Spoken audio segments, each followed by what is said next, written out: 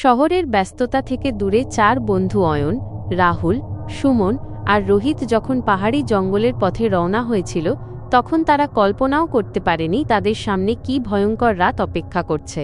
পাহাড়ি রাস্তার একপাশে গভীর খাদ আর অন্য পাশে ঘন জঙ্গল। হঠাৎ এক বিকট শব্দে তাদের গাড়ির টায়ার ফেটে গেল।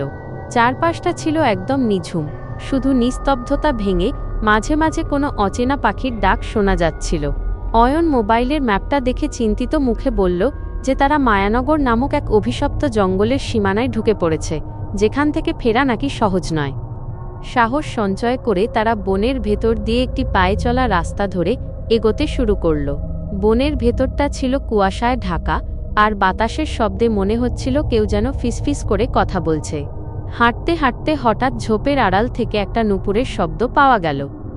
ছম ছম ছম শব্দটা একবার সামনে থেকে তো পরক্ষণেই অনেক দূর থেকে আসছিল। সুমনের মনে হলো অন্ধকারের ভেতর থেকে একজোড়া জলজলে লাল চোখ তাদের দিকে তাকিয়ে আছে। ভয় আর উৎকণ্ঠা নিয়ে তারা যখন বনের আরও গভীরে পৌঁছাল তখন সামনে দেখতে পেল একটি প্রাচীন আর জরাজীর্ণ কাঠের কুঁড়েঘর। সেই ঘরের সামনে একটি তেলের লণ্ঠন দুলছিল, যদিও সেখানে কোনো বাতাস ছিল না। অদ্ভুত এক আকর্ষণে তারা ঘরটির ভেতর পা রাখল। ভেতরে শুধু ধুলোবালি আর মাকড়সার জাল। হঠাৎ দেওয়ালের এক কোণে থাকা একটি পুরনো আয়নার দিকে নজর পড়তেই অয়ন আতঙ্কে আর্তনাদ করে উঠল। আয়নার ভেতরে দেখা যাচ্ছে এক বৃদ্ধা বসে চুল আঁচড়াচ্ছে, কিন্তু বাস্তবে ঘরে তাদের চার বন্ধু ছাড়া আর কেউ নেই। সেই বৃদ্ধার প্রতিচ্ছবি হঠাৎ আয়না থেকে বেরিয়ে আসতে চাইল। বন্ধুরা প্রাণভয়ে ঘর থেকে বেরিয়ে দৌড়াতে শুরু করল, কিন্তু বনটা যেন এক গোলক ধাঁধায় পরিণত হয়েছে। তারা যেদিকেই যাচ্ছে ঘুরে ফিরে সেই একই কুঁড়েঘরের সামনে ফিরে আসছে। হঠাৎ আকাশের চাঁদটা রক্তবর্ণ হয়ে গেল আর গাছের ডালপালার আড়াল থেকে এক বিকট হাসির শব্দে সারা বন কেঁপে উঠল। ওপরে তাকিয়ে তারা দেখল সেই বৃদ্ধা এখন এক বিশালকায় ডাইনির রূপ নিয়েছে।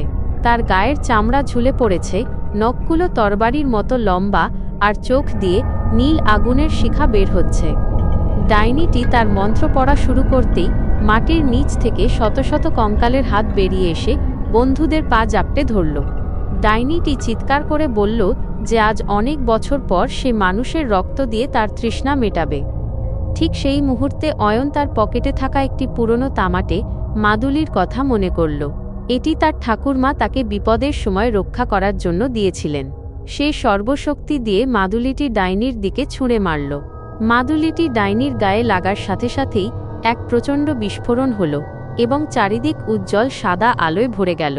ডাইনিটি যন্ত্রণায় ছটফট করতে করতে ছাই হয়ে মাটিতে মিশে গেল।